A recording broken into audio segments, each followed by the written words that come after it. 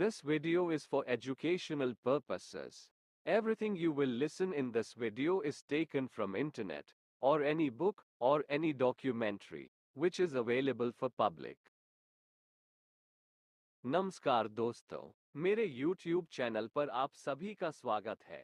Crime and mysteries में आज की कहानी बहुत ही रोचक। हर परिवार में महिलाएं अपने घर को सुंदर और परिवार के सदस्यों को खुश रखने की कोशिश करती हैं। लेकिन क्या हो जब वही महिलाएं इस तरह से हत्यारी बन जाएं? 14 वर्षों तक ऐसा लगता था कि मृत्यु केरल के कुड़ाथाई गांव में कोनामटम परिवार का पीछा कर रही थी। 2002 और 2016 के बीच 6 परिवार के सदस्य रहस्यमय परिस्थितियों में मारे गए, और एक सामान्य विवरण ये था कि सभी मौतों का संबंध जोली से था।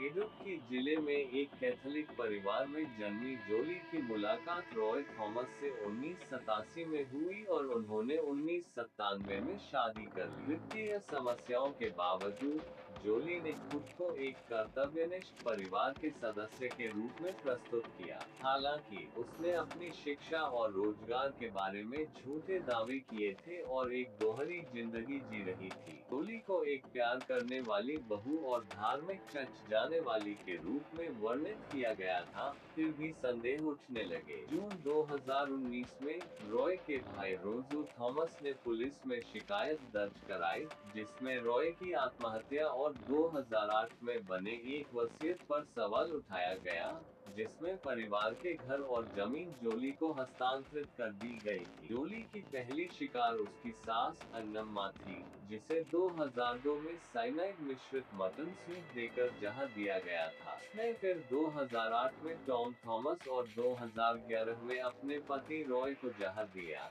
परिवार को यह विश्वास दिलाते हुए कि रॉय की मौत कर्ज के कारण आत्महत्या थी। 2014 में जोली ने मैथ्यू मंजाइल को साइनाइड मिश्रित कॉफी देकर जहर दिया।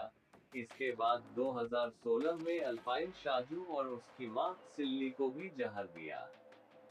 जोली का शाजू जैकिरिया के साथ रिश्ता, जिससे उसने सिल्ली की मौत के 1 साल बाद शादी कर ली, और अधिक संदेह पैदा हुआ। 2002 में अन्नम्मा थॉमस 57 वर्षीय सेवानिवृत्त स्कूल शिक्षिका गिर गई और उनकी मृत्यु हो गई।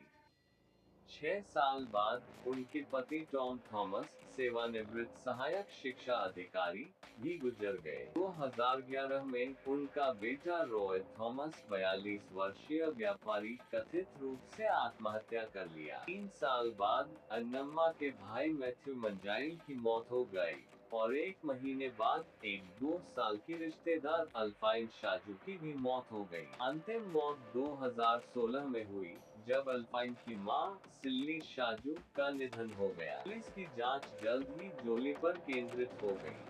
सबूतों का सामना करने पर उसने सभी 6 पीड़ितों को साइनाइड देकर जहर देने की बात कबूल की। 5 अक्टूबर को जोली को मैथ्यू, एक रिश्तेदार और आभूषण दुकान के प्रबंधक, और प्राज्य कुमार, एक सुनार जिसने साइनाइड की आपूर्ति की थी, के साथ गिरफ्तार किया गया। जांच ने जोली के अपराधों की सच्चाई को उजागर किया, उसे एक सीरियल किलर के रूप में बेनकाब किया जिसने वित्तीय लाभ और व्यक्तिगत स्वतंत्रता के लिए परिवार के सदस्यों का जहर देकर हत्या की। के लिए इतना ही। मुझे आशा है कि आप सभी को यह वीडियो पसंद आया होगा। आइए अगली क्राइम स्टोरी में मिलते हैं। तब तक क्राइम स्टोरी के और वीडियो देखने के लिए मेरे YouTube से जुड़ने के लिए सब्सक्राइब करें। धन्यवाद।